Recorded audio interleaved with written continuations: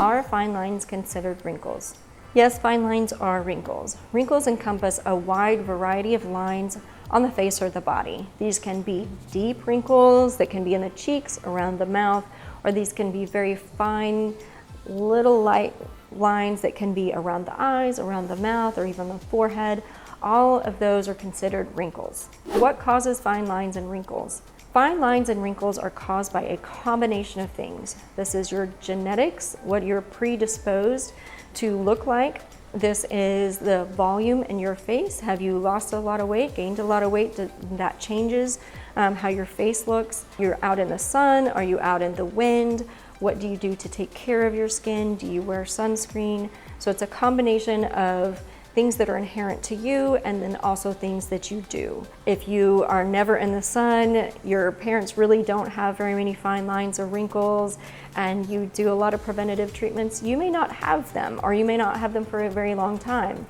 However, if you're someone that works outside, you don't necessarily wear sunscreen, and you're genetically predisposed to have more fine lines and wrinkles, you may see them earlier. What helps with fine lines and wrinkles? There are so many treatments for fine lines and wrinkles. There are many that are out there that work and many that not so much. The ones that work best, I'll give you a whole spectrum of things that can address it. The easiest things are skincare, so things that can hydrate your skin. The more dehydrated your skin is, the more you're going to see the fine lines and the wrinkles. And that goes for drinking water as well. Water helps. Things that are going to turn over your skin, like a retinoid, retinols, you can find these in over-the-counter products, and you can also find these in prescription products. Vitamin C's help. There are treatments, and this ranges from essentially no downtime, lunchtime laser kind of things that stimulate collagen, all the way up to ablative and non-ablative lasers. Somewhere in the middle are your non-ablative lasers. You're red for 2 or 3 days. You have to do a series of these, and these just stimulate your body to make more fresh skin cells. And then you go up to the ablative lasers. These will actually take off the top layer of skin, and then your body heals that in with brand new skin.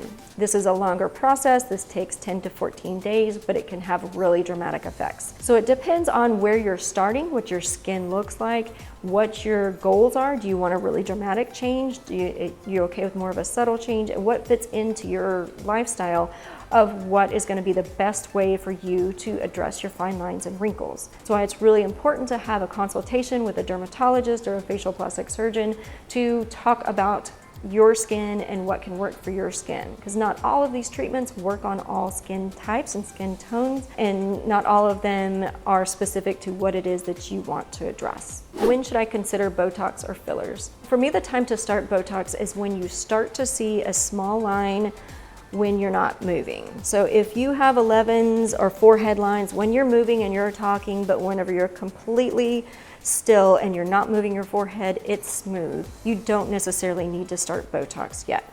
If you did, you could start with a baby amount, knowing that it might be a long time before you actually develop lines. If you're okay with that, that is an okay and preventative way to go. To me, the perfect time is whenever, okay, I've stopped moving and I can see a tiny little line right here that no one else really sees. I know that I am going to develop those lines, and it is a good time to be preventative and start that Botox to keep that line from getting any bigger or any deeper. Fillers don't necessarily work to be preventative, they just fill in an area.